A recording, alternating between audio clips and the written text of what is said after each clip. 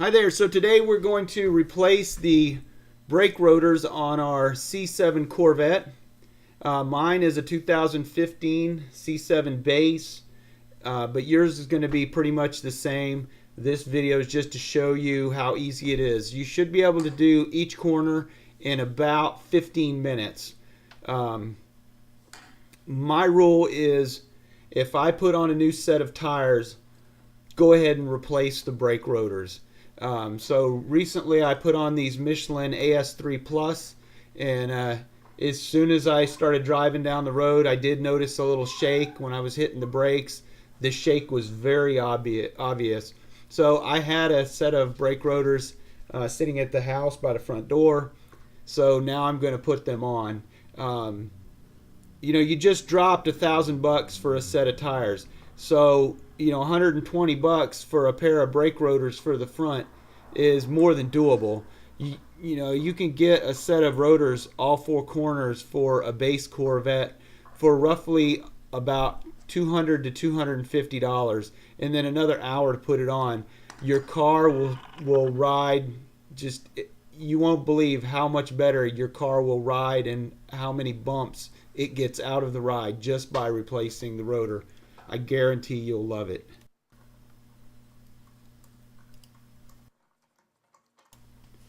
So the lugs I'm removing are Gorilla tuner lugs. I like the way that the tuner lugs look in the wheel, better than regular lug. Everybody has a regular hex lug. So once you get your lug nuts off, carefully pull your wheel off. You don't want to bang it into that caliper and knock your paint. I like the way the red or the yellow calipers look on the car, and I really think you should do your best to protect those, because once you nick one of them, you're never going to match that paint. So you see me beating the hell out of my breaker bar. You're going to need a good strong breaker bar to get these 21mm bolts off of the caliper bracket. I'm not going to tell you what their torque specs are because my car might be different from yours. But I will tell you that the torque spec is greater than 150 foot-pounds. And these two bolts pretty much kicked my old ass trying to break them free. So take that into account. You know, if you're 90 years old and you're going to attempt to do this job by yourself in your garage, this might not be the job for you to be doing.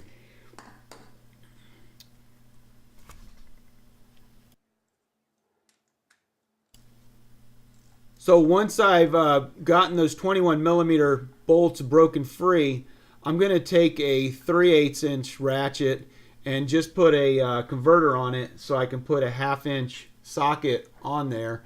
And then I put my 21mm 1/2 inch socket on that little ratchet, and it makes it a lot easier to remove those bolts and much quicker as well.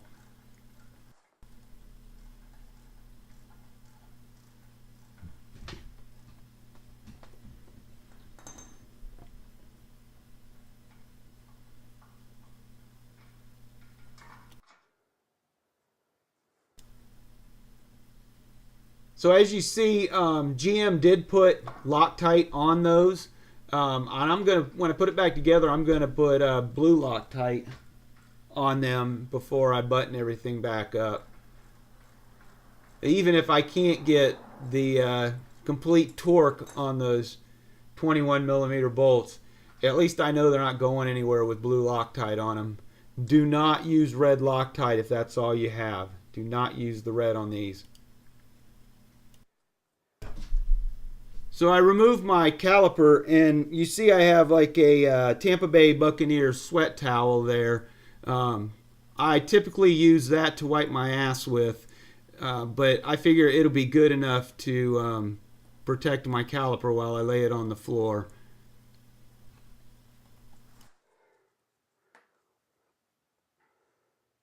So with that caliper out of the way, I'm going to take off the 21mm socket. I'm going to put on a torx bit, and the torx bit is going to remove a little screw that holds that caliper onto the hub. I really like that GM does this. But if you live in some harsh environments, you probably want to coat this that screw when you put it back on with maybe a light coat of grease, because if corrosion gets in there, that little bolt could rust into your hub and really make it a pain in the butt to get out the next time. So here's my new rotor. I just want to compare it to my old rotor and make sure they're the same diameter, and I'm pretty sure they are. The place that I got these from is a pretty good company, an online company. I want to say that I got both rotors for the front, and they were right at $96 for both of them. And it's a Centric Rotors is who the manufacturer is. Right now I'm putting the torx bolt back into the hub, and that's going to hold my rotor in place while I get the caliper on. Okay, now I'm going to put the blue Loctite on the bolts.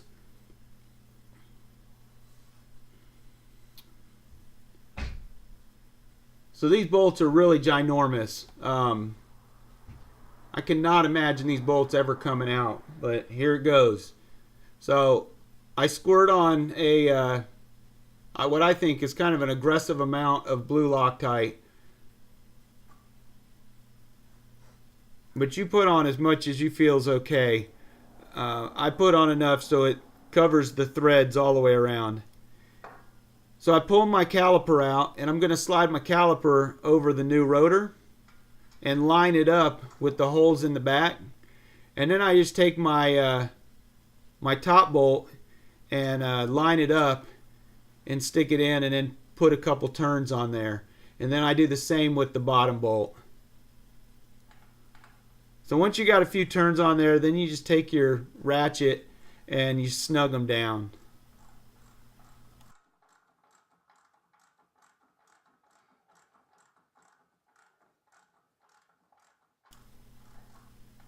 So this is a shameless plug for discounttiredirect.com. I gotta say, when I bought the AS3 Pluses from them, they really hooked me up. They are an amazing company. If you typically deal with Tire Rack, get your price from Tire Rack and then go to Discount Tire Direct and see what the difference is.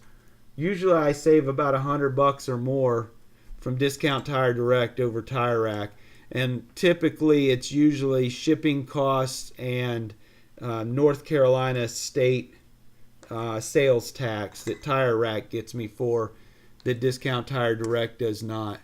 And then I have my tires normally in 2 to 3 days. I have my tires, or I just go ahead and I have the tires shipped directly to a local Discount Tire store, and then I just drive over there and have them installed. So I'm using a snap-on 1/2-inch torque wrench, and the first time I put the torque wrench on the car, I'm going to tighten both of those bolts down to 100 foot-pounds. So 100 foot-pounds is the same torque spec as what your lug nuts will have, but I know that 100 foot-pounds will snug up my calipers nicely. And then once I have them set at 100 foot-pounds, which is, it's almost impossible to get the torque wrench to 100 foot-pounds in the position that you're working, then I reset my torque wrench to the setting that these are supposed to be torqued down to. And I'm not sure who at GM decided at what the torque spec should be on these, but good Lord, crap, we're talking tight. That's all I'm going to say. When you jump in your manual or you go online and you look to find what the torque specs for your car's front caliper bracket bolts are, I think you're going to leave a little brown stain in your office chair, because I've done some big ass bolts on motorcycles that weren't torqued as tight as what they're expecting you to get these caliper bolts torqued at. So alright, we've got our caliper on, we're good to go. Now all we have to do is put our wheel on. So I just set my torque wrench back to 100 foot-pounds. I'm going to line up my hub so it's easier to get the wheel on. I always like to have that one lug pointing straight up. And then I just grab my wheel and I lift it on, put it on my lugs, and we're good to go.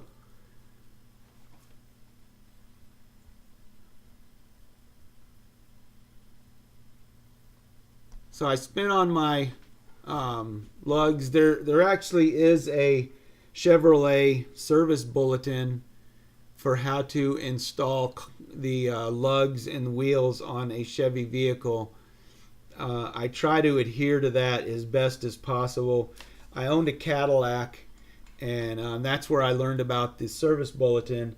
Is if you put the lug nuts on and you tighten one or two of them down before putting the other three on, the wheel doesn't center itself on the hub, so your car kind of, bounces down the road. It really shakes pretty bad. I bought a Cadillac from a BMW dealer, and whoever owned it before me, they drove the Cadillac to 27,000 miles, and when the tires were worn out, they traded it in for a 5 Series. So that's when you know somebody might have a lot of money. But anyway, I got a beautiful Cadillac CTS for almost no money because the BMW dealership, they didn't want to sell it. God forbid BMW puts a car that actually has leather out on the lot for sale. But I got a great deal on it. Part of the reason I got a good deal is because the car shook so bad. They were gracious about knocking money off the amount they wanted. But once I got the car home and did a little research, I found out what was going on. I just took the wheels off and put the wheels back on. I do have a video for that, and the car rode perfect after that. So here we go. We're going to torque each one down to 100 foot-pounds. Normally I go around twice. Sometimes I'll click it twice and then move to the next one, and then I'll go around again and do one time each. This time I'm just going to go around each time and click it one time. But when I jump over and do the left side, you'll see that I do both. So this is the end of my video, and I just want to say, thanks for watching this. Try it. Try my theory. Replace the rotors when you get a new set of tires. I think you'll be happy. Thanks for watching.